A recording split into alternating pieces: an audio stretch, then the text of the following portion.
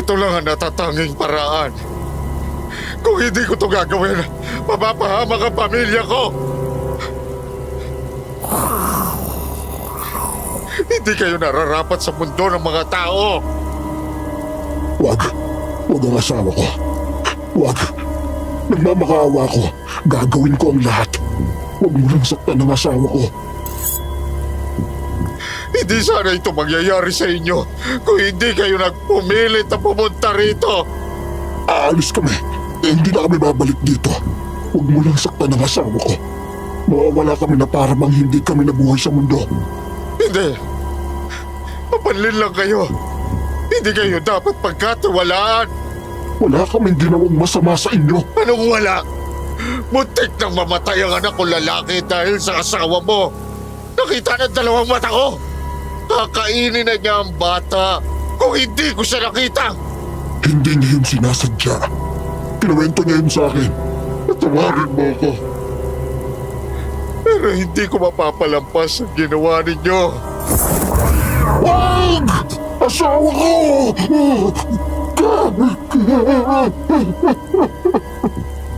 Hindi! Pinatay mo ang asawa ko!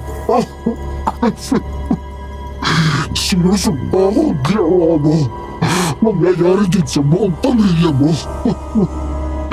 Tandaan mo ang mukhang ito. Pagsisisihan mo ang ginawa mo.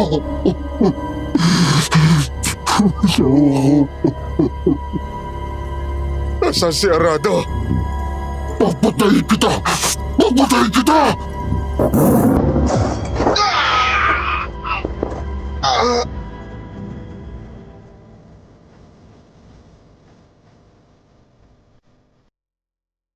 Magandang araw sa mga listeners ng Sitio Pangil at sa buong team. Itago niyo na lang ang pangalan ko bilang Umil. Matagal na akong tagapakinig ng channel na ito. Nagpadala ako sa inyo ng liham dahil may kwento akong gustong ibahagi sa inyo. Kwento ito ng tito ko tungkol sa isang sundalo na naging bodyguard ng isang milyonarya. Itatago ko na lang ang sundalong ito sa pangalang Elias. Sa totoo lang, hindi ko kilala si Elias. Pero dahil sa sobrang detalye na ibinigay sa akin ni Tito, parang kilala ko na ang buong pagkatao niya. Ang sabi ni Tito, kaibigan daw niya si Elias. Labis akong namangha sa kwento ni Elias. Para talaga akong nanonood ng real-life movie habang nagkikwento si Tito.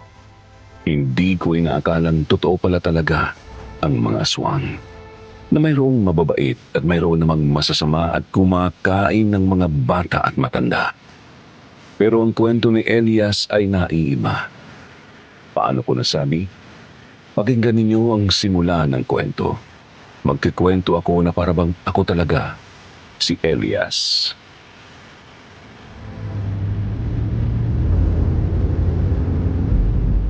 Yes, sir. Copy, sir. Kung siniswerte ka nga naman. Akala ko makakapagbakasyon na ako. Pero eto na naman ako, may pagsisilbihan na tao. Teka, anong meron dun? Ano ba? Bitiwan mo ako! Hindi mo ba kilala kung sino ang tatay ko? Parang may babaeng napag-initan na naman ang mga bugoy dito. Bakit naman kasi dumaan siya dito?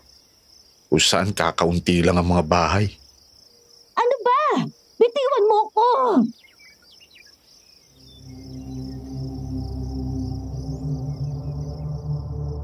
Tong huminto ang sinasakyan ng babae kaya nagmamadali akong bumaba ng kotse ko at kinuha ang baril. Dahan-dahan akong lumapit at nanlaki ang mata ko nang makitang nakatutok sa leeg ng babae ang isang matulis na kutsilyo na hawak ng lalaki. Itigil mo kung anong ginagawa mo. Aray sabi! Masakit nga! Bitiwan mo nga ako! Buong lakas niyang itinulak palayo ang lalaking nananakit sa kanya. Gulat itong napatingin sa akin at ako naman ang sinugod ng lalaki. Dahil sa bilis na gawa nitong kuhain ang baril na nasa kamay ko at itinutok sa akin.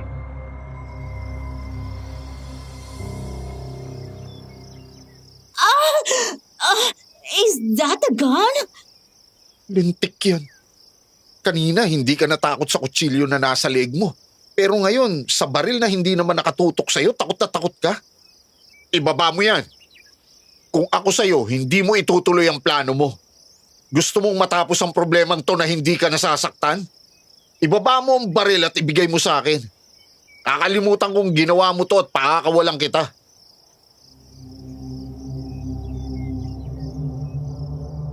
Hindi nakinig ang lalaki. Ikinasa niya ang baril kaya napaatras ako. Napatingin ako sa babae na halatang takot na. May dugo na sa kanyang leeg at parang hindi niya ito alam. Ipikit mo ang mata mo, miss. Ipuputok na sana ng lalaki ang baril ng kuhain ko sa kamay niya ito at itinapat sa kanya. Nanlaki ang mga mata niya at tatakbo na sana siya ng barilin ko ang kanang braso niya. Napaupo ito sa damuhan habang hinahawakan ng braso niyang sumisirit na ang dugo.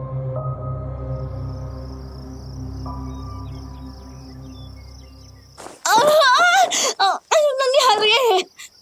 Huwag ka na lumabas, miss. Huwag mo siyang patayin. Bingi ka ba? Ang sabi ko, huwag mong patayin. Umalis ka na. Magpasalamat kang hindi pa ito ang huling buhay mo sa mundo. Pero kapag magpakita ka pa ulit, makikita mo na si San Pedro.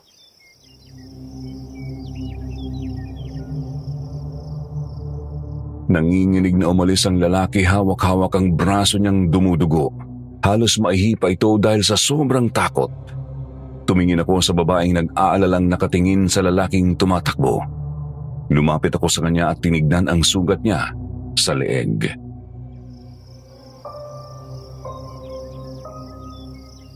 Ayos ka lang, miss. Hi, do I look okay? Nakakainis? You're welcome, ha. May sugat ka sa leeg mo. May sugat ako? What? Ah! Kumalma ka, miss. Hindi masyadong malalim. Miss?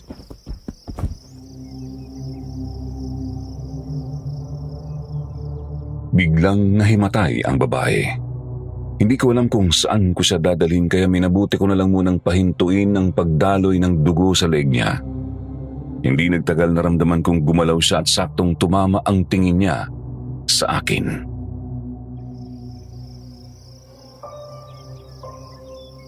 Ay! Anong ginawa mo? Sinamantala mo bang? Wala akong ginawa. Nilagyan ko lang ng panyo ang sugat mo. Anong nangyari? Umuwi ka na. Huwag ka nang maglilibot dito. Delikado dito mag-isa, lalo na't babae ka. Hindi mo na ako kailangan sermonan. Di wag. Nagsasayang lang ako ng oras dito. Sinabi ko bang sayangin mo sa akin? Di umalis ka.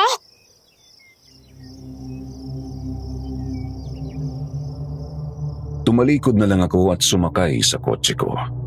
Naiiling kong tinignan na umandar na ang kotse niya at nauna sa akin. Napatingin ako sa cellphone ko. Napakaganda nga naman ang araw ko. Dito ang address ng bahay. Hindi naman pala malayo dito. Nagmaneho ulit ako papunta sa address na itinext sa akin. Pagkarating ko roon, agad akong sinalubong ng isang malaking bahay. Halos isigaw nito kung gaano kayaman ang nakatira roon. Gintong muebles, mamahaling sasakyan, bawat sulok ay kumikinang sa luho. Pagkapakilala ko, agad akong pinapasok ng gwardyang nakaabang sa labas. Paakyat pa lang ako sa hagdan papunta sa pintuan, nakakarinig na ako ng mga sigawan.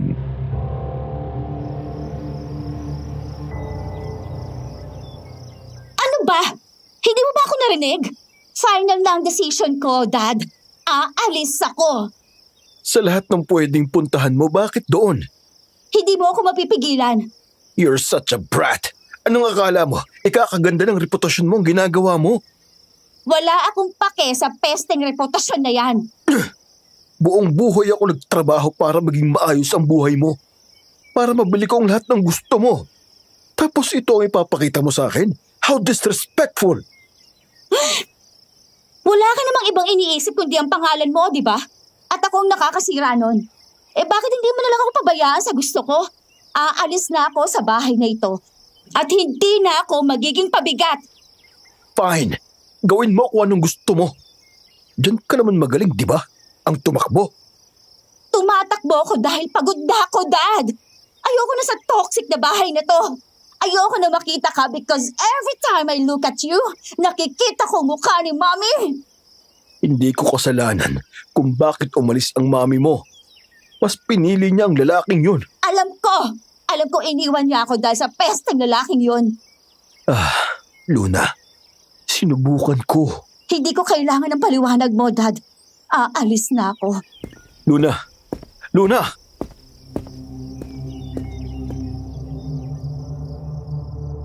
Narinig ko ang yapak ng anak ni Mr. Roland papunta sa taas. Kakatok pa lang sana ako nang saktong bumukas ang pintuan. Bumungad sa akin ang isang matandang babae na nagulat nang makita ko.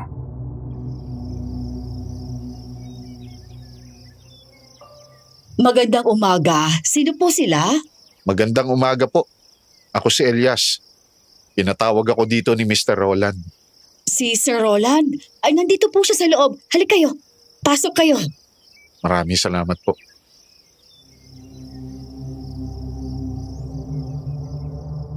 Pagpasok ko sa loob, may mga nagkakalat na mga basag na vase. Medyo magulo din sa loob kaya kunot noo kong pinagmasdan ang paligid.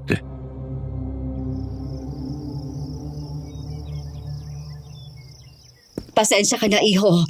Nag-away na naman kasi ang mag-ama. Mukhang napakaseryoso ng pinag-aawayan nila. Naku, oo, iho. Gusto kasing umalis ni Miss Luna. Hindi siya mapakawalan ni Sir Roland dahil alam niyang ang pupuntahan ni Luna ay hindi din masisiguradong ligtas. Hindi ligtas? Bakit? Kasi, pupunta siya sa abandonadong bahay ng lolo niya. Base sa mga naririnig kong usap-usapan, ay may sumpa sa bahay na yon. Sumpa? Mawalang galang ho. Anong klaseng sumpa? Hindi ko alam kung totoo, iho, pero ang sabi, namamatay ang sino mang manirahan doon. Hindi bastang pagkamatay lang, brutal na pagpatay.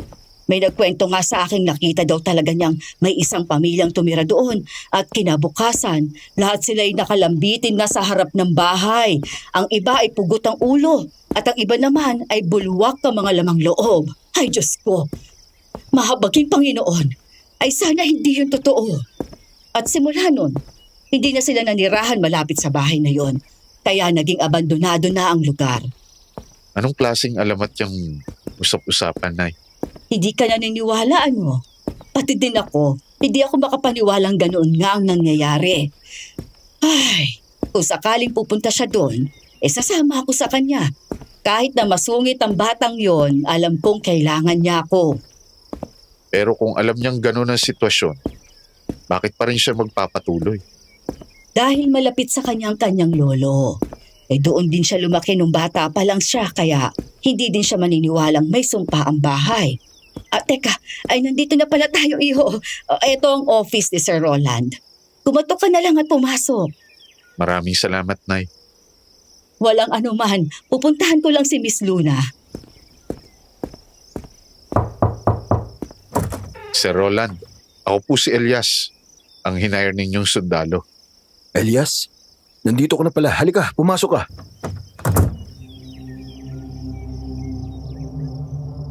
Pagkapasok ko, nakita ko siyang nakaupo sa malaking upuan habang nagyuyosi.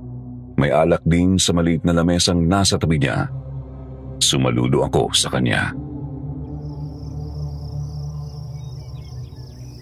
Magandang umaga, iho. Hindi mo na kailangan gawin yan. Umupo ka. Magandang umaga, sir. Nagyoyosi ka ba? Hindi po, maraming salamat. Dediretsahin na kita. Pinapunta kita dito dahil gusto kong maging bodyguard ka ng anak kong si Luna. Pupunta siya sa abandonadong bahay ng ama ko. Gusto kong siguraduhin mong maayos ang kalagayan niya doon. Mawalang galang po. Pero dahil ba sa kwentong may sumpa ang bahay na yon? Oo. Hindi nakikinig sa akin ng anak ko at maliban doon wala nang ibang nakatira malapit sa bahay. Ayokong malagay sa peligro ang buhay ng anak ko. kaya kitang bayaran ng kahit magkanong amount na gusto mo. Kahit magkano? Oo. Hindi ba't nasa ospital ang ina mo? Ako nang bahala sa panggamot niya. Siguraduhin mo lang na ligtas ang anak ko. Sige po sir, pumapayag po ako. Maraming salamat, iho. Bantayan mo lang siya hanggang mapagdesisyonan niyang umuwi na siya pabalik dito.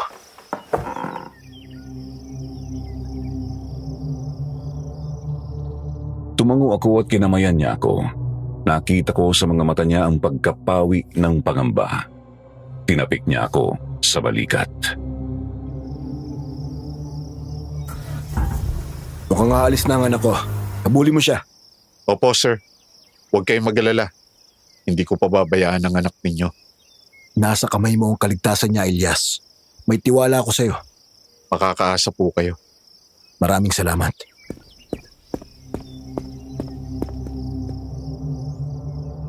Tumakbo ako papunta sa kotse at agad na pinaandar ito. Medyo nakalayo na ang kotse ni Miss Luna kaya nagmamadali kong hinabol yun. Hindi nagtagal na habol ko na ang kotse. Mataman ko siyang sinundan. Napatingin ako sa langit. Maggagabi na kaya napahilot ako sa sentido ko.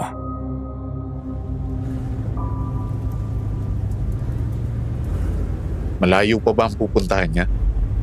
Parang papasok na ng gubat tong pinupuntahan niya. Ano yun?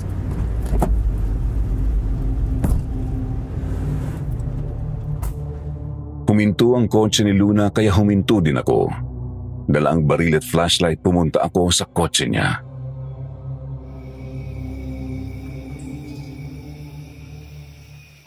Ano yun?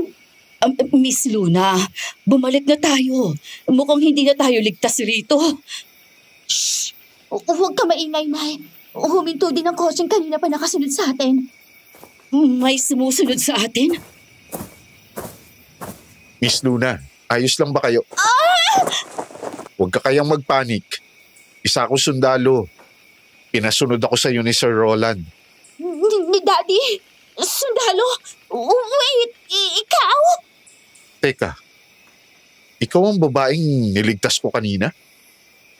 Ikaw ang aroganteng sundalo. Ang liit nga naman ng mundo. Hindi ko kailangan ng tulong mo. Iwanan mo kami. Pero Iha, hindi ba sinabi mo wala ng gasolina ang kotse mo? At may nakita tayo kaninang aninong tumatakbo. Peste naman. Nangako ako sa ama mong hindi kita pababayaan. Sumakay kayo sa kotse ko. Sabay-sabay tayong pupunta sa bahay na sinasabi mo. Ayoko nga. May tao ba dito? Ano yun? May sumusunod ba ulit sa ating kidnapper? Huwag kang ang sumigaw. Hindi ako nakakapag-concentrate. Eh bakit ikaw naman ngayon ang sumisigaw? Talagang sinusubukan mong pasensya ko. Iha, Luna, sumunod na tayo sa kanya. Wala na rin tayo mahihinga ng tulong maliban sa kanya. Delikado lalo na't gabi na. Oo na. Pero bukas uuwi ka na, mister. Hindi ka namin kailangan.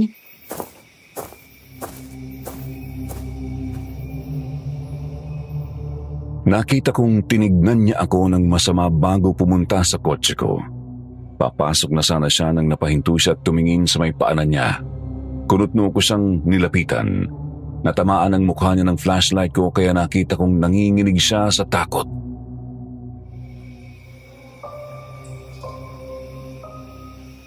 Tignan mo nga kung naapakan ko. Akala ko hindi mo ako kailangan. Isa, ilawan mo nga.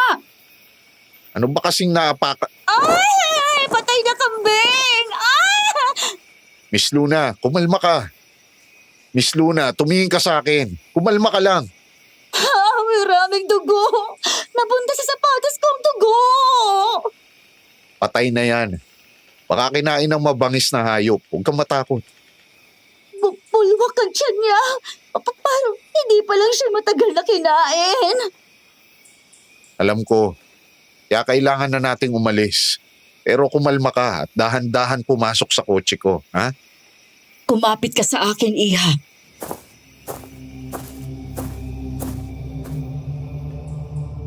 Nanginginig na tumango si Luna sa kakinuhang kamay ng matanda. Inalalayan ko siyang pumasok. Nang makapasok na siya, tiningnan ko ulit ang kambing. Sariwa pa ang dugo. Mukhang hindi pa lang ito matagal na kinain. Tumingin ako sa paligid. Mamang sundalo, halika na. Pumasok na ako sa kotse nang wala akong nakitang tao sa paligid. Habang nagmamaneho ako, napansin ko ang pagkatulala ni Luna.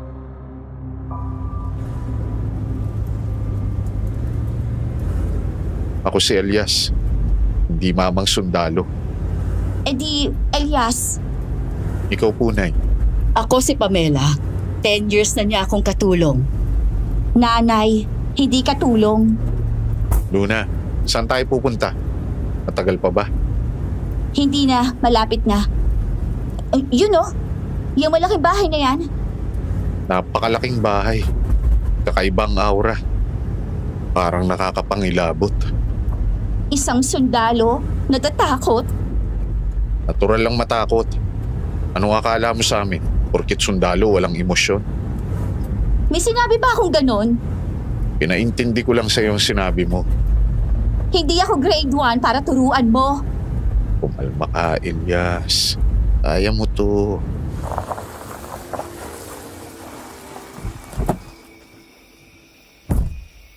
May ipapatulong ka ba? Kaya ko sarili ko, hindi kita kailangan. Pasensya ka na, iho, ha? Simula nang sumama sa ibang lalaki ang nanay niya, ay naging galit na siya sa lahat ng mga lalaki. Wala pong problema. Alam ko namang ang responsibilidad ko lang ay mapanatili siyang ligtas. Hindi naman ang makuha ang loob niya.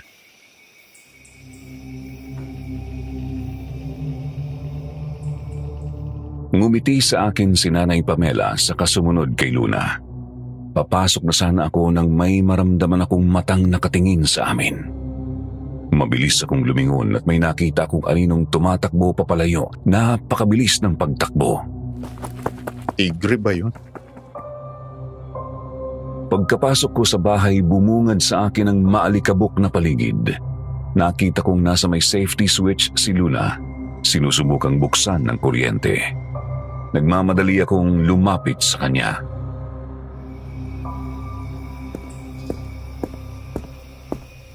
Ako na. Baka makuryente ka. Anong ginagawa mo dito? Inutusan ba kitang tulungan mo ko? Hindi mo ako katulong. Pero inutusan akong panatilihing ligtas ka. Ako na dyan.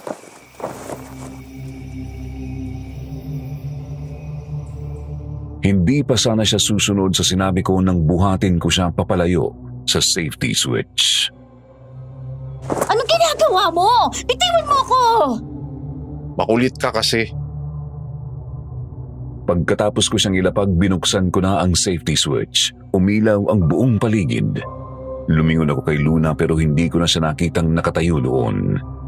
Napatingin ako sa pintuan.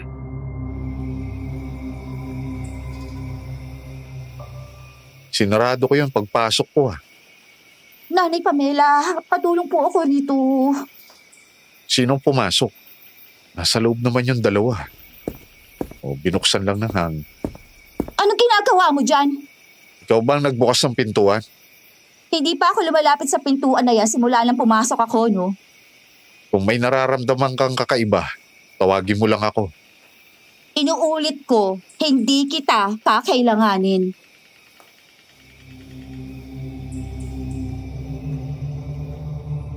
Iniwan niya ulit ako. Napabuntong hininga na lang ako saka ako umupo sa sofa. Narinig kong may papalapit na yapak kaya lumingon ako.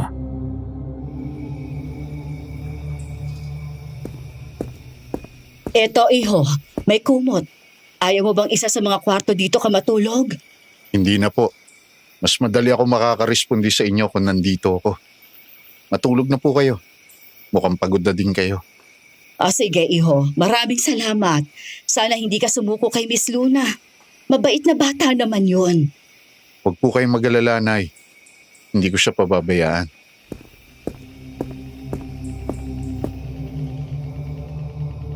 Ibinigay niya sa akin ang kumot at pumunta na sa kwarto ni Luna. Pagkapasok niya, humiga na ako at napatitig sa kisame. Maraming alikabok. Halatang inabandona na itong bahay. May napapansin pa akong itim-itim sa mga dingding.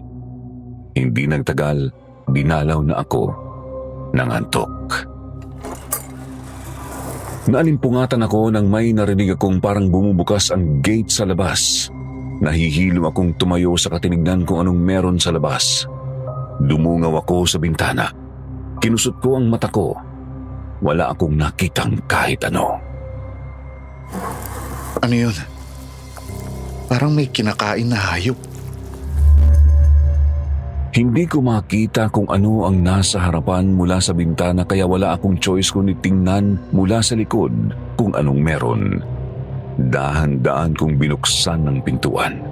Bumungad sa akin ang malamig na hangin pero hindi yun ang kumuha ng atensyon ko. Isang hugis ng tao ang nakita ko. Puno ito ng dugo habang kinakain ang patay na hayop. Ang balat nito ay parang naaagnas na. Nanlaki ang mata ko at agad na hinanap ang baril ko.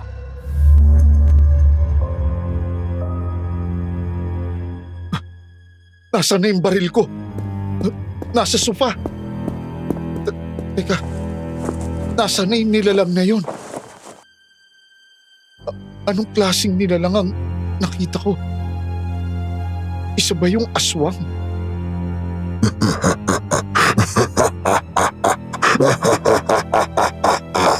Mamatay kayong lahat. Sino yun? Lumabas ka! Hindi pa ito ang tamang oras. Huwag kang magmadali. Mas matagal, mas masaya.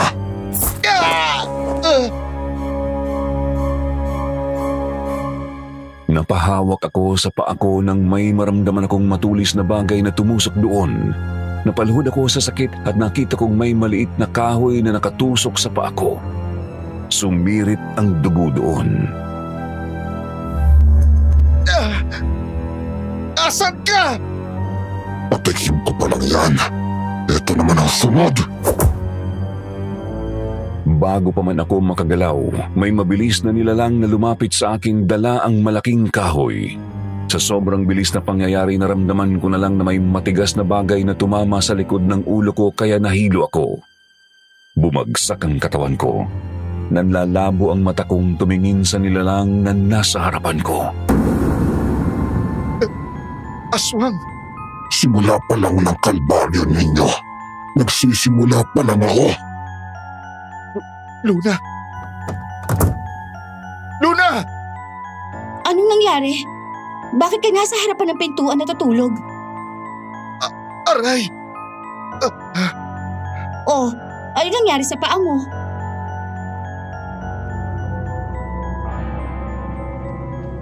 Nag-aalala akong tumingin sa paligid. Umaga na. Sinuri ko ang bahay. Wala na ang aswang. Pinilit kong tumayo habang hawak-hawak ang ulo ko.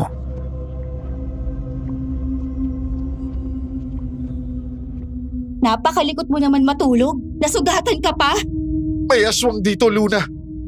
Kailangan nating umalis. Anong aswang? Nanaginip ka ba kagabi habang nag-i-sleepwalking ka? Hindi! Totoo! Etong mga sugat ko. Dahil sa aswang. Anong akala mo matatakot mo ako sa mga sinasabi mo? Bahay to ng lolo ko at alam kong safe ako dito. At anong aswang? Hello? Wala na yun ngayon? Pakinig ka. Nakita mismo ng dalawang mata ko ang aswang. Kailangan na nating umalis dito. Ikaw ang umalis. Duwag ka naman pala eh. Naturingan ka pang sundalo. Anong pinag-aawayan ninyo? Iho! Elias! Ano nangyari? May sugat ka sa ulo! Nabagok yata ang ulo niyan eh. Dahil sa likot ng pagkakatulog. Nakita kong nasa pintuan na yan kanina, no? Sinabi ko nga... Blah blah. Nakakairita ka. Huh? Nay, may pagkain na ba? Oo, Iha. Kumain ka na. Halika, Iho. Gagamutin natin yung sugat mo. Gusto ko mawala ang stress ko kaya pumunta ako dito eh. Pero dahil sa sundalong yan, nasira ang plano ko. Huwag mong pansinin ang sinasabi ni Luna. Halika na, umupo ka. Ayos lang po, Nay. Dumudugo pa ang ulo mo. Hayaan mo na ako. Ano ba kasi ang nangyari? Alam kong hindi ka agad maniniwala, Nay. Pero may aswang akong nakita kagabi. Aswang? Opo. Yun yata ang aswang na sinasabi ninyong pumatay noon sa mga taong naninirahan dito. Kailangan na nating umalis dito kung ganon. Opo, Nay. Delikado dito. Pero mukhang mahihirapan tayong kumbinsihin si Luna. Ako ang bahala sa kanya. Sinasabi ko na nga bang hindi ligtas dito. Huwag kayong mag-alala, Nay. Walang mangyayaring masama.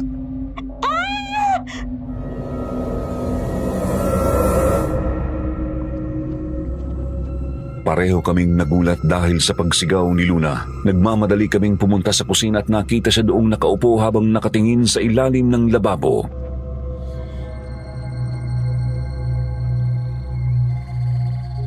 May patay na hayop dito!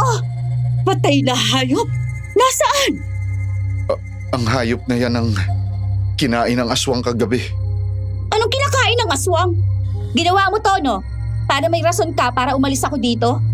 Bakit hindi na lang ikaw ang umalis? Duwag ka naman eh! Luna! Hindi yan magagawa ni Elias! At naniniwala ka sa kanya, Nay? Sa akin? Anong akala mong mangyayari sa akin kung uuwi ako doon? Alam mo kung gaano ko kinamumuhian na bumalik doon. Dito lang ako nakakaramdam ng peace of mind. Pero Iha, hindi ligtas dito. Ligtas dito, Nay. Si Lolo ang nagtayo nito. Nanirahan ako dito kaya alam kong ligtas dito. Kung totoong ligtas dito, anong ginagawa ng patay na hayop na yan dito? Sinabi ko na lang si Elias ang may gawa nito eh. Gusto niya matapos na ang trabaho niya sa akin. Pwes, ngayon pa lang tinatapos ko na. Umuwi ka na! Alam mo, babae, namumuro ka na. Hindi porket mayaman ka. Lahat ng sasabihin at iuutos mo, gagawin ng tao. Mayaman nga ako. Pobre ka, kayang-kaya kitang apak-apakan. Luna, hindi na tama ang mga sinasabi mo. Hindi ako uuwi. Kung uuwi ako, itatali ko ang sarili ko. Ako mismo kukuha ng sarili kong buhay. Luna, huwag mong sabihin yan. Ikaw ang pumili. Nay, babalik ako doon na malamig ang katawan at wala ng buhay o mananatili tayo dito. Iha!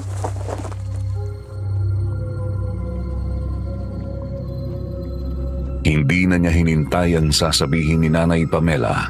Umalis na siya at pumunta sa kwarto niya. Napaupo si Nanay Pamela habang umiiyak. Hindi ko alam kung anong mararamdaman ko. Alam kong may choice akong iwanan sila dito pero pinanata kong habang nasa serbisyo ako, gagawin ko ang lahat para iligtas ang mga sibilyan.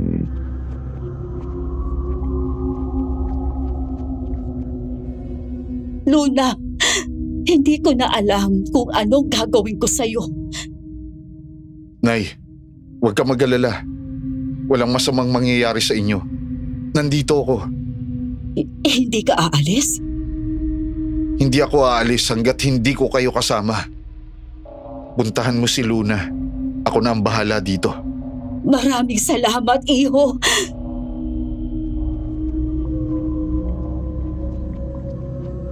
Tumayo siya at naluluhang niyakap ako. Niyakap ko siya pabalik. Biglang naalala ko ang ina ko. Alam kong magiging masaya din siya kung alam niyang hindi na ako ang batang tinatakbuhan ang problema tulad noon.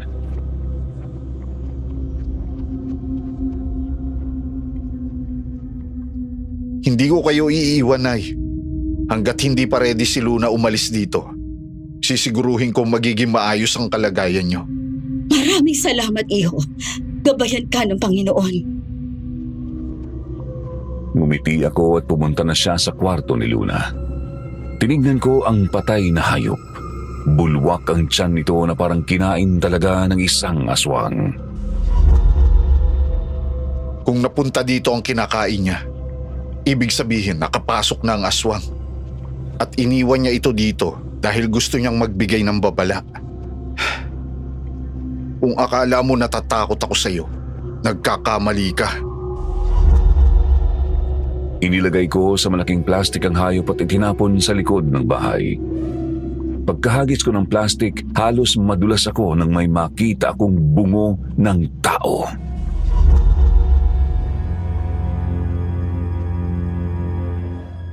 May namatay nga ditong mga tao. Ikaw na ang sumusunod. Nandito ang aswang! Luna! Nanay Pamela! Isarado ninyo ang lahat ng pinto! Ano naman bang sinisigaw mo? Isarado mo ang pinto at bintana! Nasa labas ang aswang! Nananakot ka na naman ba? Isarado mo na!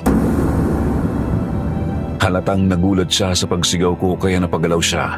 Sinarado niya ang bintana at ako din. Tumulong na din sa amin si Nanay Pamela. Ano? Anong nangyari? May kamay na humawak sa kamay ko. Puno na dugo. Ayos ka lang, Iha. Halika, lumayo ka dyan sa bintana. Anong klase na lang yun? Naniniwala ka na ba sa akin? Aswang? Pero walang aswang dito. Makinig ka. Nasa bingi tayo ng kamatayan. Kung gusto mong mabuhay, sumunod ka sa sasabihin ko. Lahat ng pwede mong isaradong pintuan at bintana, isarado mo!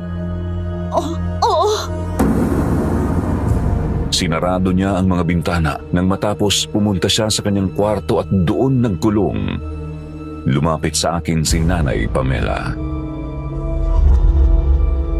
Anong nangyari?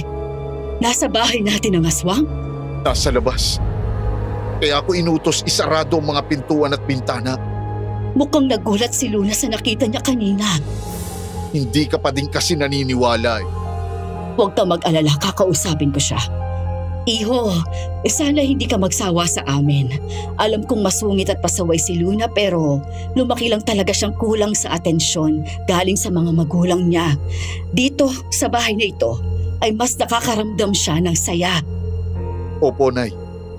Alam mo, bilib din ako sa'yo. Nakakaya ninyong pakisamahan ng babaeng yun. Tulad nga ng sinabi ko, mabait si Luna. Ako ang nagsilbing ina niya simula nang dumating ako at nakita kong malambot na puso ni Luna. Hindi rin kita masisisi, Iho, kung may lihim kang inis sa kanya. Pero kakausapin ko siya, huwag ka mag-alala. At sana, ipangako mo kahit anong mangyari, iligtas mo si Luna sa kapahamakan.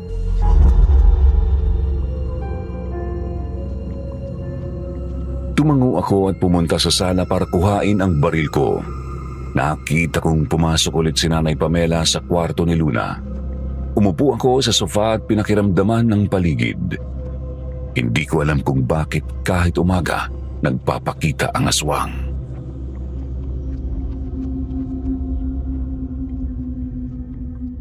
Mukhang hindi na sila tinatabla ng araw. O dahil hindi masyadong tinatamaan ng araw ang lugar na to dahil sa matataas na puno. Kung ano man ang rason, isa lang ang sisiguraduhin ko. Mauuna siyang mawawala sa mundong to bago sa akin. Ano yun? Luna! Nanay Pamela! Nagmamadali akong pumunta sa kwarto ni Luna. Bubuksan ko na sana yun pero nakalak. Kumatok ako pero wala akong narinig na sagot. Luna! Luna! Buksan mo pinto! Anong nangyayari, Luna? Luna! Nanay Pamela! Luna! Nakita kong nakahandusay na sa sahig si Luna. Walang malay. Wala sa loob si Nanay Pamela. Lumapit ako sa kanya at binuhat siya habang ginigising.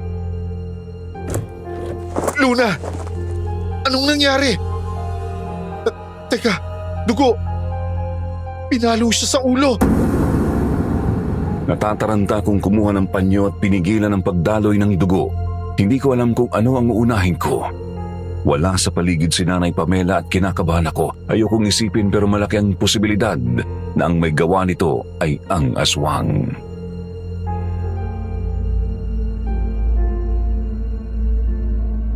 Nanay, Pamela. Luna! Anong nangyari? Nasaan si Nanay Pamela? Si nanay, kinuha ng aswang. Ano?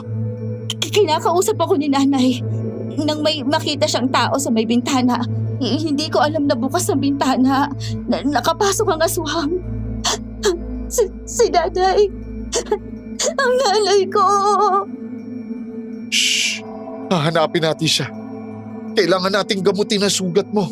Wala akong paki sa sugat ko. Kailangan ko makita si nanay. Luna!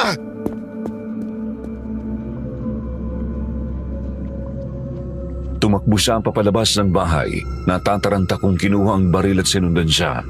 Nahihilo pa siyang tumatakbo kaya mas binilisan ko ang takbo ko para maabutan siya. Mula sa malayo nakita namin si Nanay Pamela na naliligo ng sariling dugo. Walang malay.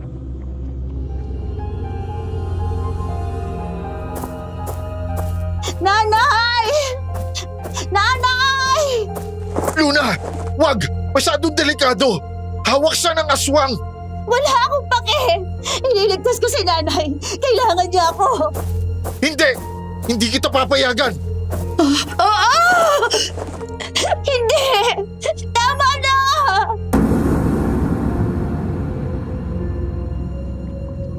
Nakita namin na may tumutusok na matulis na kuko sa leeg ni Nanay Pamela. Napaluhod si Luna dahil sa sobrang panghihina. Sumirit ang dugo ni Nanay Pamela. Wala na akong sinayang na oras. Itinutok ko ang baril sa aswang. Nang pinaputok ko na ito, nagulat ako nang mapansing walang bala ang baril.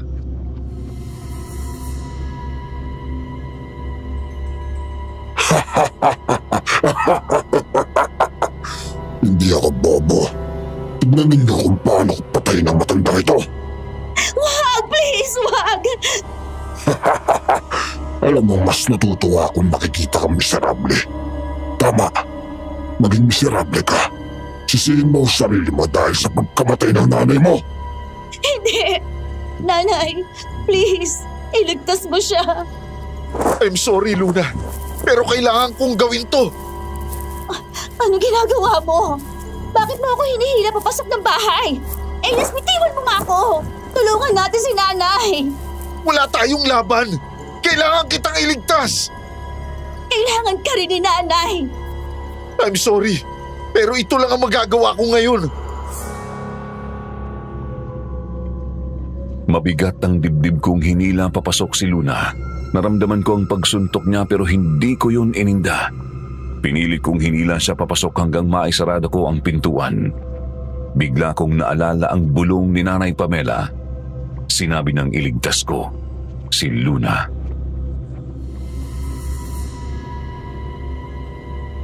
Napakawalang hiya mo! Duwag! Duwag! Mamamatay tayong dalawa doon kung hinarap natin ang aswang. Mamamatay tayong lumalaban. Naturingan kang sundalo pero duwag ka. Wala kang alam. Alam ko na ang lahat. Duwag ka. Walang silbi. Tumahimik ka. Buhay ka pa naman, di ba? Niligtas kita.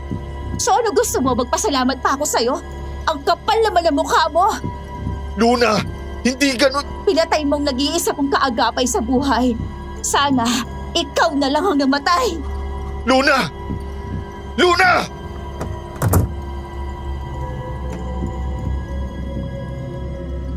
Pumasok siya sa kwarto at nilak yun. Narinig kong binabasag niya ang mga vase sa loob habang umiiyak ng malakas. Napatingin ako sa kamay kong nanginginig. Bigla kong naalala ang nangyari noon. Tumulo ang luha ko. Napasabunot ako sa buhok ko habang sinasabayan ng galit ni Luna. Nanay Pamela! Umabot ng ilang oras ang pagmumukmok ni Luna. Nang huminto na siya, pumasok ako sa kwarto at nakita ko siyang nakahiga. Walang malay. Sinigurado ko munang maayos na nakasarado ang mga bintana. Tinali ko din ito kung sakali man.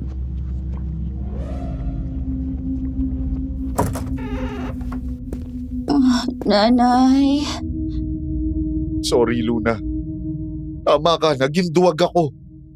Pero pinapangako kong iaalay ko ang buhay ko para lang iligtas ka. Umupo ako sa tabi ng higaan niya at nakatulog din. Nagising ako nang maramdaman kong may gumagalaw.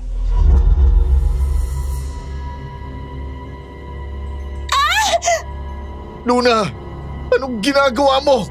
Ibaba mo ang kutsilyo! Ikaw dapat na mamatay, hindi si nanay! Luna! Napahiyaw ako sa sakit ng tumama ang kutsilyo sa braso ko. Nanlaki ang mata niya nang makita niyang dumaloy ang dugo sa braso ko para siyang natauhan. Ang galit sa mga mata niya ay napalitan ng pag-aalala.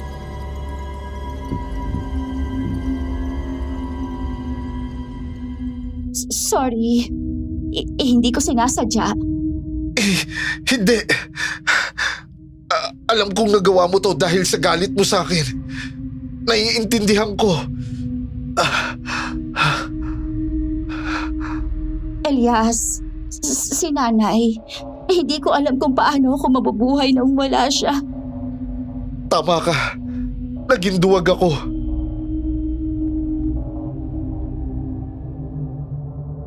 Kinuha ko ang nakaturok na kutsilyo sa balikat ko. Napapikit ako dahil sa sobrang sakit. Tumingin ako sa kanya. Nakita ko ang maamo niyang ekspresyon. Mapait akong napangiti. Doon ko napagtanto na tama ang sinabi ni Nanay Pamela. May malambot na personality si Luna.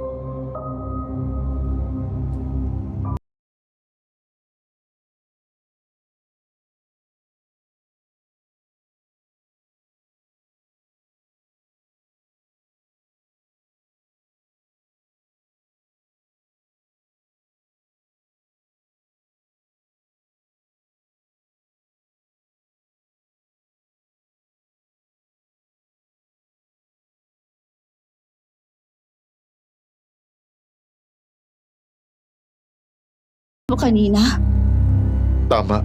Dahil ayokong mangyari ulit yun. Pero alam kong hindi yun sapat na rason. hindi, kasalanan ko.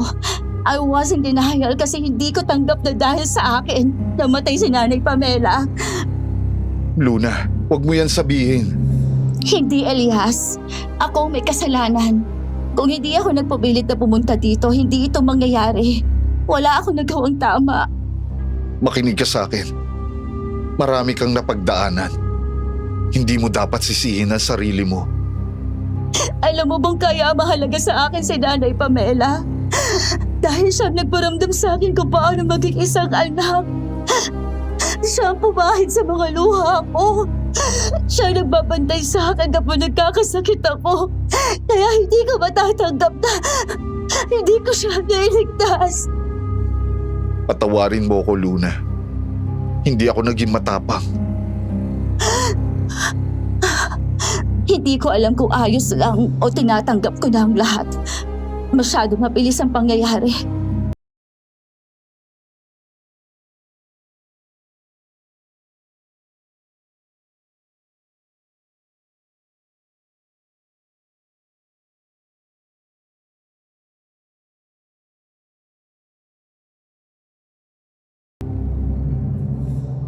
Tumayo siya at lumabas sa kwarto. Sumunod naman ako kaagad sa kanya. Habang sinusuri ko ang paligid, may nararamdaman akong kakaiba kaya mas naging alerto ako.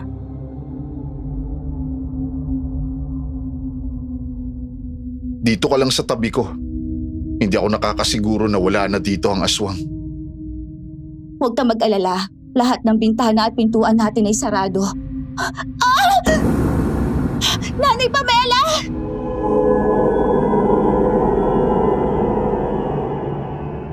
Nagulat kaming dalawa nang bumungad sa aming harapan si Nanay Pamela na bulwak ang lamang loob habang nakatali ang leeg niya sa kisame.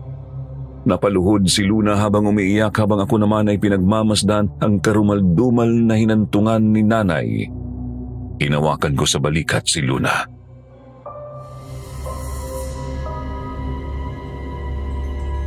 Si Nanay! Walang iyong aswang!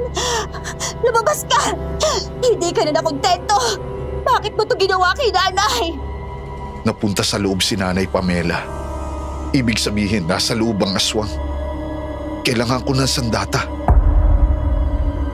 Napatingin ako sa kutsilyong nasa bulsa ko.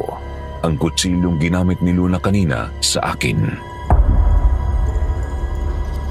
Papatayin kita! Hahanapin kita at gagawin ko kung anong ginawa mo sa nanay ko! Luna, kailangan nating maging alerto. Nandito sa loob ang aswang.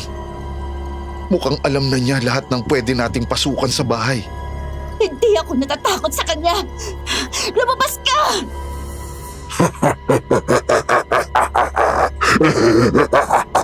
Nakakatuwa talagang makita kang nagkaganyan. Luna, Tumingala kami at nakita namin sa may sulok ang aswang. Pula ang mga mata nito at ang naaagnas nitong katawan ay naliligo ng dugo. May hawak pa itong lamang loob at ipinakita pa niyang kinakain niya yun sa harapan namin.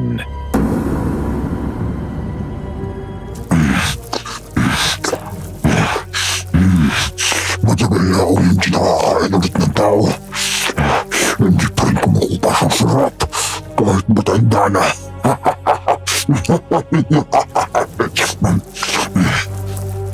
Lumabas ka dyan! Akala mo natatakot ako sa'yo! Hindi mo kailangang matakot sa akin. Kamatayan ang dapat mong katakutan. Dahil sa susunod na mga oras, ikaw naman ang sisigaw dahil sa sakit.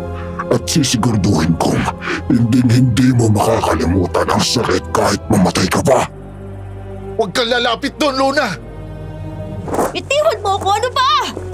Hindi ito ang tamang oras! Alam mo ang kaya niyang gawin. Kailangan natin maging handa! At ikaw makisig na sundalo. Sigurado ka bang matatalo ninyo ako dahil handa kayo? Tumingala ulit ako kung nasaan ang aswang at nagulat ako nang wala na ito doon. Nakaramdam ako ng labis na kaba habang hinahanap ang aswang. Elias! Sa likod mo! Nagulat ako sa naging pagsigaw ni Luna. Hindi ako agad nakagalaw kaya hinawi niya ako sanhi para ang matulis na bakal ay tumama sa paa niya imbis na sa akin. Luna! Puno ng galit kong hinarap ang aswang. Halatang hindi niya inaasahan ang galaw ni Luna kaya kinuha ko ang pagkakataong yon para saksakin ang ulo niya gamit ang kutsilyo. Sumirit ang itim na dugo ng aswang. Nanlilisik ang mata niyang tumingin sa akin. Akala ko kakalabanin niya ako pero kinuha lang niya ang kutsilyo sa ulo niya at tumalon palabas ng bahay.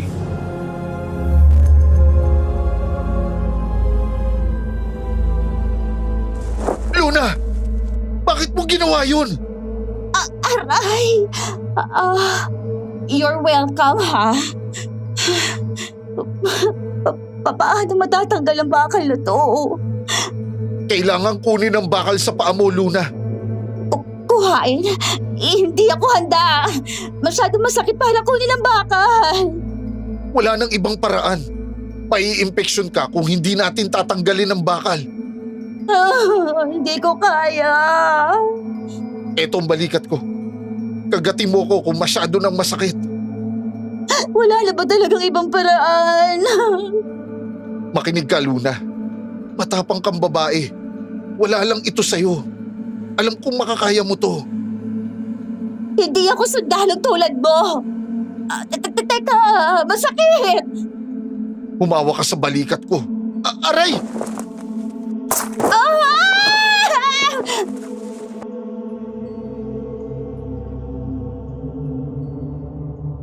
Tumalsik ang dugo mula sa paa ni Luna pagkakuha ko ng bakal. Muntik na siyang mahimatay dahil sa sakit. Agad akong kumuha ng malinis na panyo at itinali sa sugat ni Luna para huminto ang pagdurugo. Nanay Pamela. Tumingala ulit siya at minagmasdan ng halos hindi na makilalang mukha ni Nanay Pamela. Tumingin siya sa akin at naiiyak na itinuro si Nanay.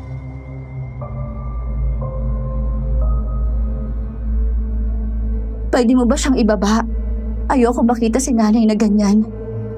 Oo naman. Umupo ka dito. At eto ang kutsilyo.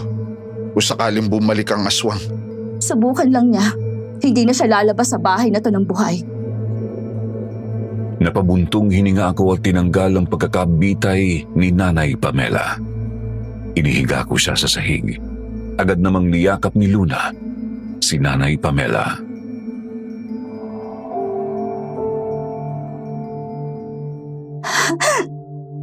Nanay, hindi ko man lang nasabi sa'yo kung gaano ka kagaling magluto.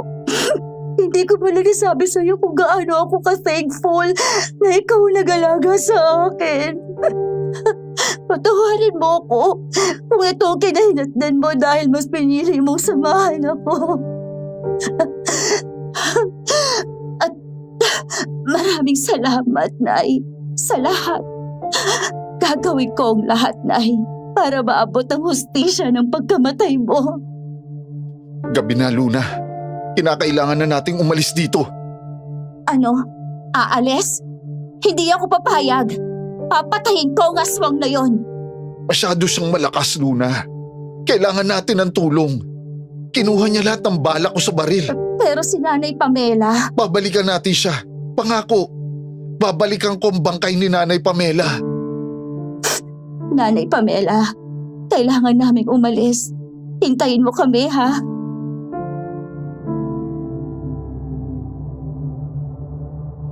Sa huling pagkakataon, hinalikan niya si Nanay Pamela sa noo at inalalayan ko na siya palabas ng bahay.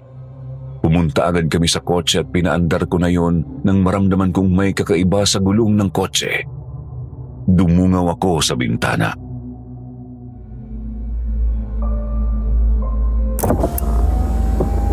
Peste! Bakit? Ano nangyari? Ang gulong ng kotse ko, flat. Parang may bumutas. Alam ko nga may gawa nun ay ang aswang na yon. Hindi lang siya basta aswang. Matalino siyang aswang.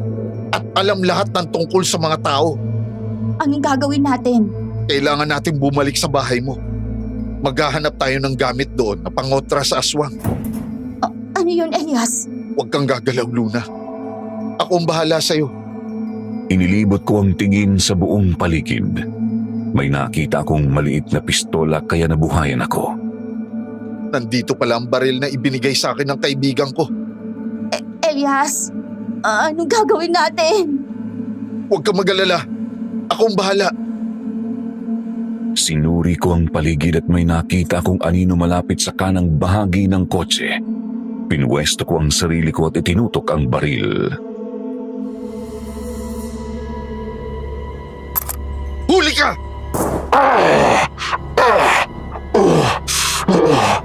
Natamaan ko ang aswang. Kailangan na natin pumasok sa bahay. Alam kong hindi ka pa makakatakbo kaya bubuhatin na muna kita.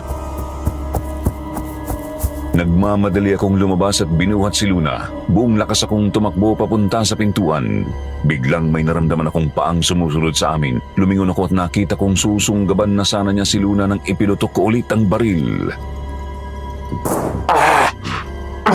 Walang hiya kayo.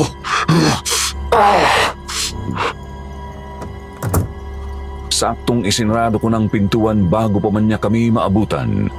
Lumingon ako kay Luna na kinakabahan na din. Dala pa din ang kutsilong ibinigay ko kanina. Alam niya kung nasaan ang kwarto mo kaya kailangan nating magtago sa ibang kwarto. Yung mas matibay na kwarto. Sa kwarto ni Lolo! Saan?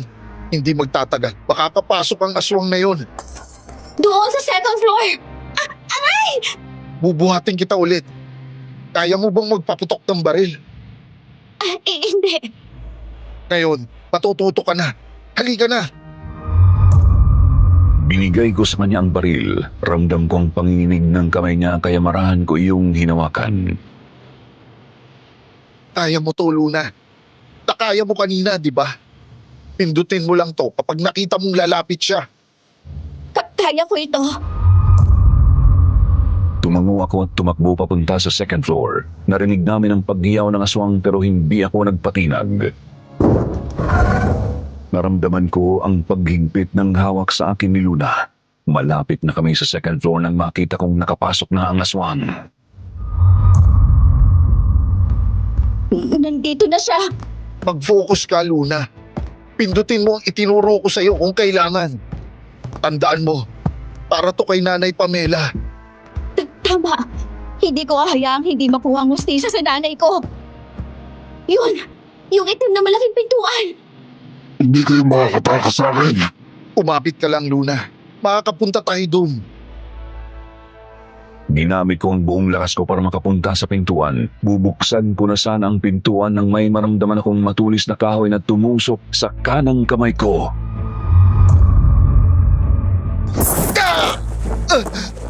Aray! Anong nangyari? Ang kamay mo, Elias! Huwag ka mag-alala! Makakapasok na tayo! Ginagawa niya to para maabutan niya tayo! Nakikita ko na siya! Tulad ng itinuro ko sa iyo, Luna! Gawin mo! Habang unti-unti kong binubuksan ang kwarto, nakita kong itinutok ni Luna ang baril sa aswang. Nakita namin ang mga mata nitong puno ng galit. Dahan-dahan itong tumakbo hanggang sa bumilis sa pagtakbo. Para kay Nanay Pamela. Natamaan ni Luna sa kanang braso ang aswang. Saktong bumukas ang pintuan. Hinila ko papasok si Luna bago pa man kami mahabol ng aswang. Hindi! Akala ninyo makakatakas kayo sa akin? Hindi kayo makakalabas dito!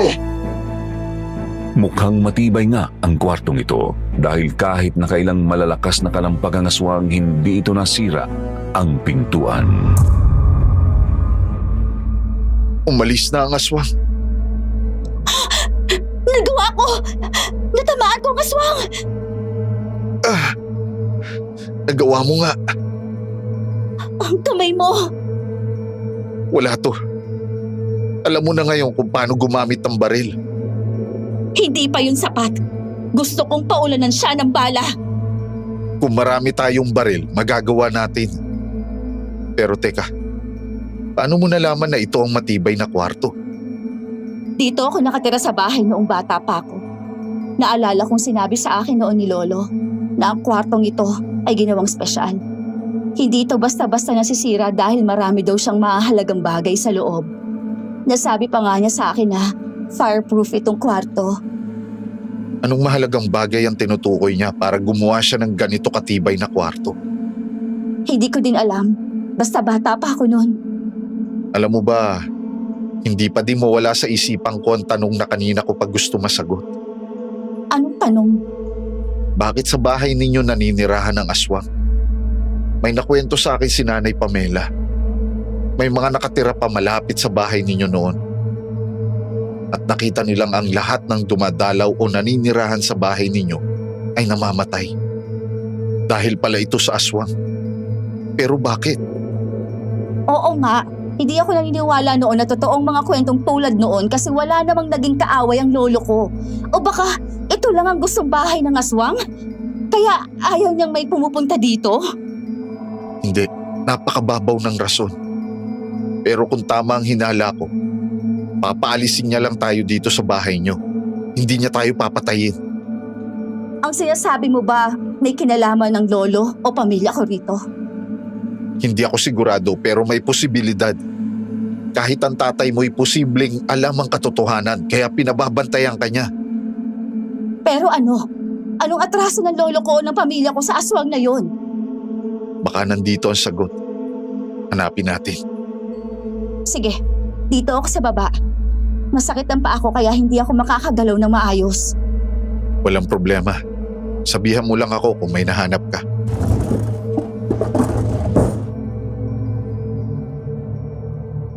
Tumango siya at nagsimula kaming maghanap. Halos kalahating oras na pero wala pa kaming nakikita.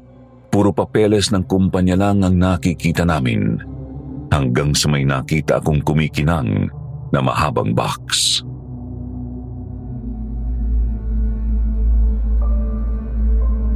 May nakita ako, Luna. Talaga? Ano yun? Eto. Parang may sandatang nakalagay dito. Binuksan ko ang box at hindi nga ako nagkakamali.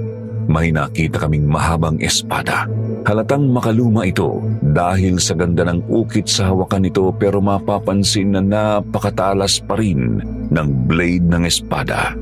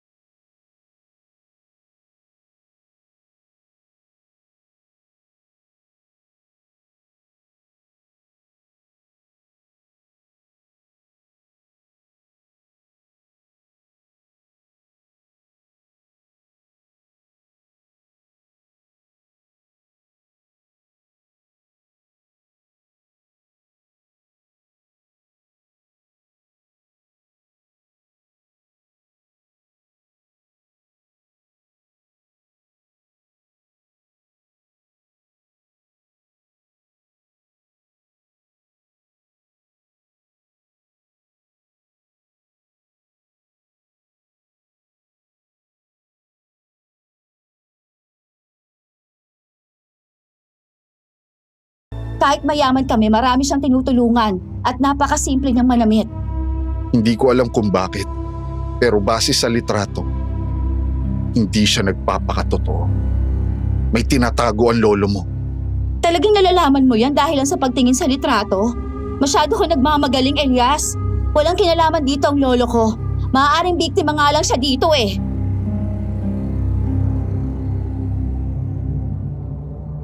Napahinto ako.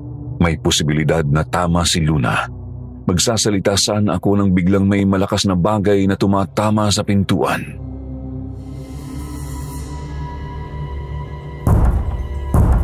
Anong nangyayari?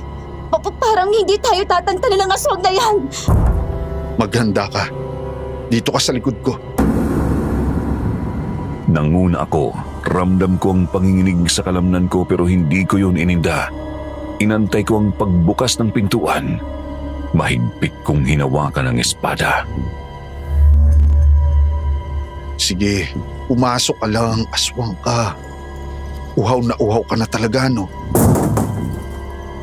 Bumungad sa amin ang aswang na may hawak na malaking kahoy. Nanlilisik ang mga mata niyang tumingin sa buong kwarto. Pumasok ulit ako sa kwartong ito sa loob ng maraming taon. Anong ibig niyang sabihin? Imbis na sagutin siya, tumakbo ako papalapit sa aswang at iniangat ko ang espada. Nagulat ang aswang sa kanyang nakita at ginamit niyang panangga ang braso niya pero dahil sa tulis ng espada, nahati ang kanyang kamay.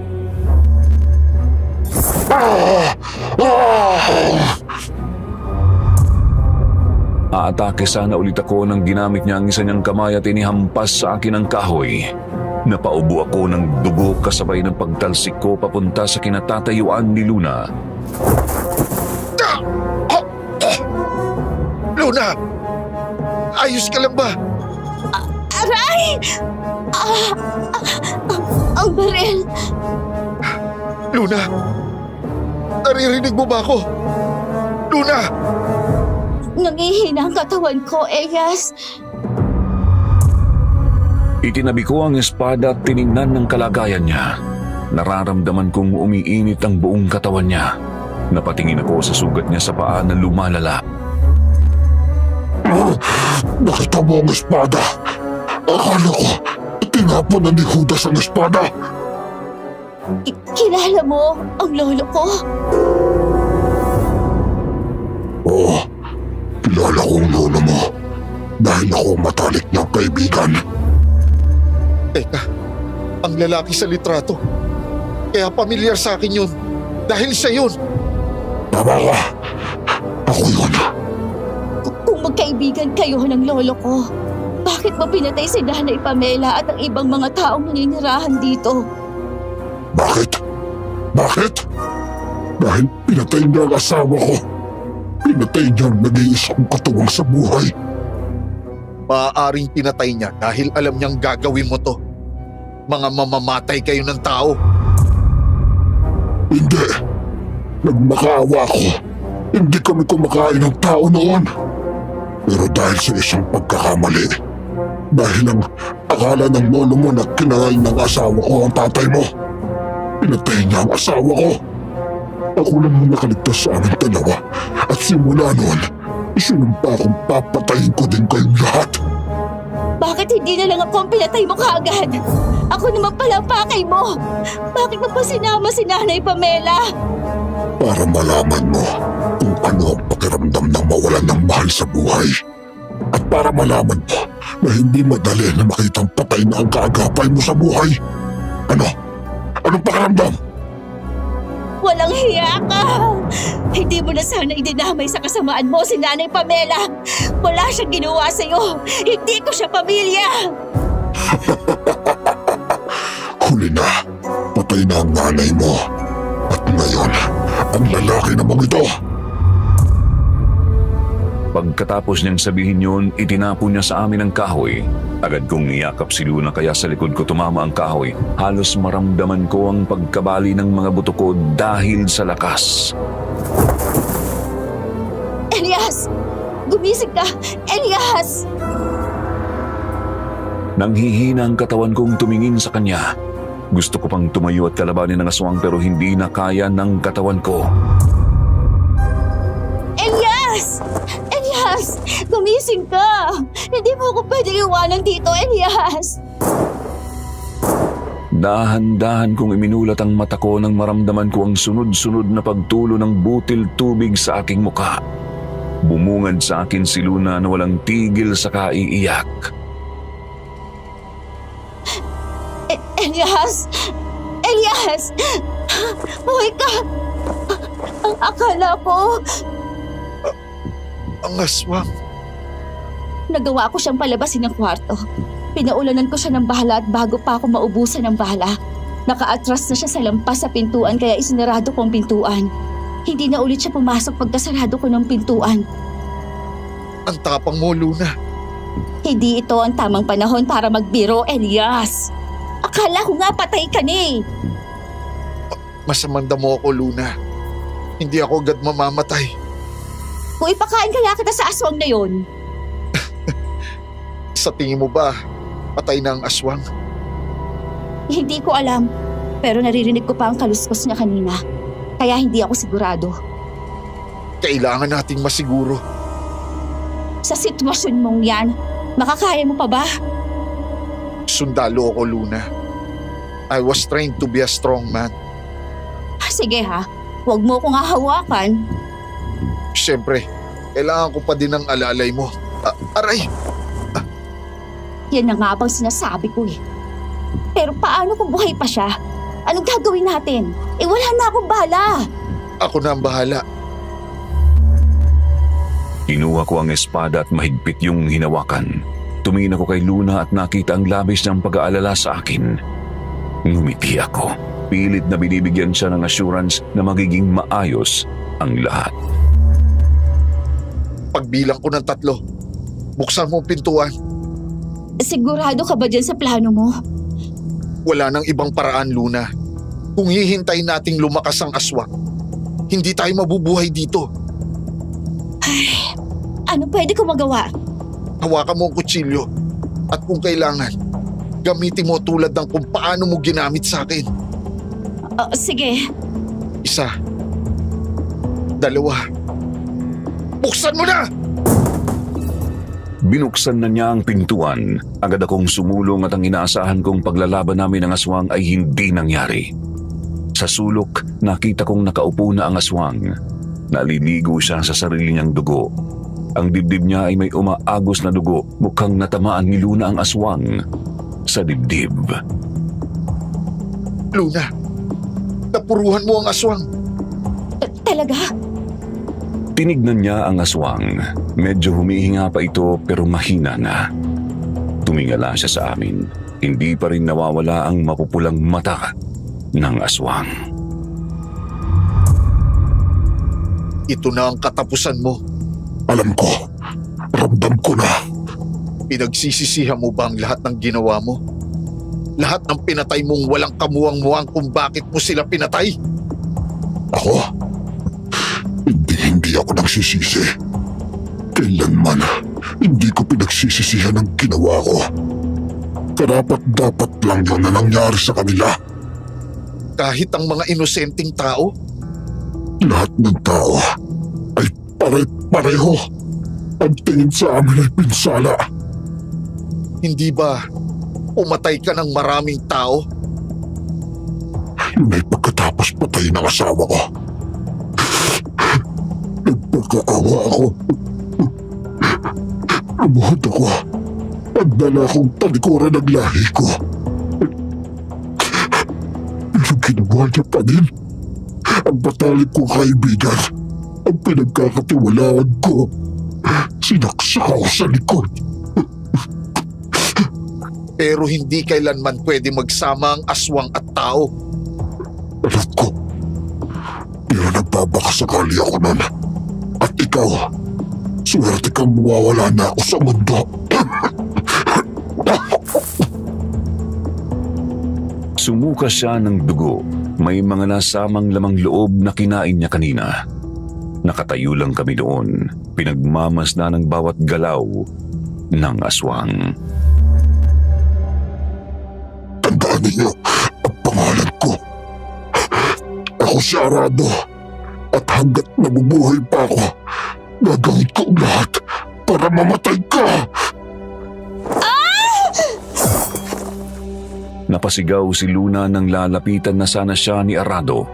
Agad ko namang itinusok sa dibdib nito ang mahabang espada kaya hindi natuloy ang gagawin ni Arado. Dumaloy ang itim na dugo sa dibdib nito bago napabagsak sa sahig. Dilat ang mga mata nitong nakatingin sa amin kahit patay na ito. Oh, wala na. Oh, patay na siya. Oo, patay na siya. Gusto ko siyang isalba. Alam kong hindi niya ito gusto. Nabulag lang siya sa galit pero walang ibang paraan. Luna, yun ang dapat mangyari. Pero dahil lang yun sa ginawa ni Lolo, hindi ko alam na nagawa yun ni Lolo noon. Alam kong may rason ang lolo mo kung bakit niya yun ginawa. Ikaw na ang nagsabi na mabait ang lolo mo. Paano kung hindi? Anak, Luna, nasan ka? Ano nangyari dito? Dad! Nandito si Daddy! Dad! Nandito kami! Oh God! Luna, ano nangyari sa inyo? Dad! Pinalaban namin ang aswang. Pero patay na siya ngayon. Thank God binisita kita. Alam kong hindi magiging ligtas dito. Dad, kilala niyo po ba si Arado? Arado? Ang tito kong naglihas noon? Siya ang aswang na kinalaban namin. Nandito siya. Tumingin si Mr. Roland sa bangkay at napatabon siya ng kanyang dibdib. Makikita sa mata niya ang labis na gulat. Tito Arado, ano nangyari? Bakit? Siya ang aswang na gustong pumatay sa akin. Dad, dahil daw pinatay ni Lolo ang asawa niya. Si Tita Yolanda. Hindi sa akin ito nakwento ng lolo mo. Ang akala ko naglayas sila. Muntik ka na raw makain noon ng asawa ni Arado. Kaya pinatay siya ni Lolo. Hindi ako makapaniwala. Kaya pala palagi akong binabalaan ng lolo mo na hindi pumunta dito. Naniniwala lang ako nun dahil dito rin mismo sa bahay niya siya namatay. At akala ko dahil lang sa sumpa. Pero dahil para sa tiyuhin kong aswang. Dad, sa tingin mo ba masamang tao si Lolo? Hindi ko alam, anak. Ang katotohanan ay matagal nang nakabaon. Hindi ko alam kung sino at ano ang paniniwalaan. Pero bagong lahat, kailangan ko kayong dalhin sa ospital. Tumingin sa akin si Mr. Roland. Ngumiti ako sa kanya. Hinawakan niya ako sa balikat at inalalayan. Utang ko sa iyo ang buhay ng anak ko. Huwag kang mag-alala. Nakaschedule na ang pagpapa-opera ng nanay mo. Maraming salamat po. Pagkalabas namin, doon ko palang napansin na umaga na pala. Pumunta na kami sa ospital. Ilang linggo akong nagpahinga muna doon dahil sa dami ng bali at sugat ko sa katawan. Dahil din sa nangyari mga 1 taon muna bago ako makabalik sa serbisyo. Binibisita naman ako ni Luna kapag may oras.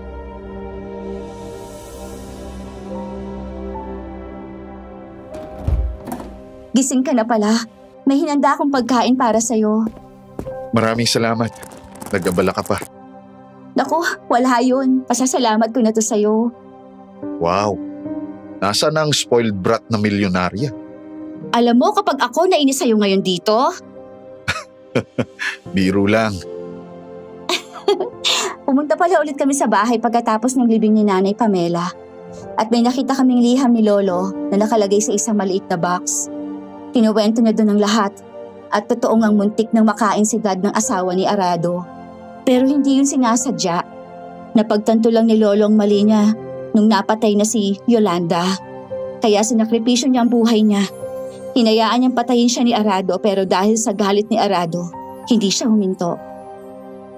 Nakakalungkot ang nangyari noon sa kanila. Ay, oo. At alam mo bang buntis noon si Yolanda? Kaya pala ganun na lang ang galit niya sa lolo mo. Tama. Pero sana mapatawad na niya ang lolo ko. Ayos pa ba ang paa mo? Sa kabutihang palad, hindi na putol. Maraming salamat sa lahat, Elias, ha? Alam kong hindi ako naging mabuti sa'yo, pero maraming salamat dahil hindi mo ko pinabayaan. Walang anuman. Pasensya na din sa nangyari kay Nanay Pamela. Wala kang kasalanan. Hindi mo yung sinasadya. Nakwento mo rin sa akin ang dahilan kaya ayos lang. Dad!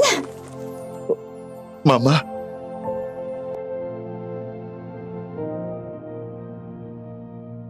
Sa wheelchair nakaupo ang matandang babaeng hindi ko inaasahan na makikita ko ngayon. Malakas na siya at maaliwalas na ang kanyang mukha. Tumayo ako kaagad kahit na masakit pa ang katawan ko para yakapin siya. Mama, magaling ka na. Wala na sa pahamak ang mama mo. Ligtas na siya. Maraming salamat po, sir. Hindi ko po makakalimutan ang ginawa niyo sa mama ko. Wala nga naman. Hindi yun nasusukat ang sakripisyo mo para sa anak ko. Ako ang dapat magpasalamat. Tinapik ako sa balikat ni Mr. Roland at umalis na. Tumingin ako kay Luna na nakangiting nakatingin sa amin. Masaya kong hinawakan ang kamay niya habang nakayakap pa din kay Mama. Maraming salamat.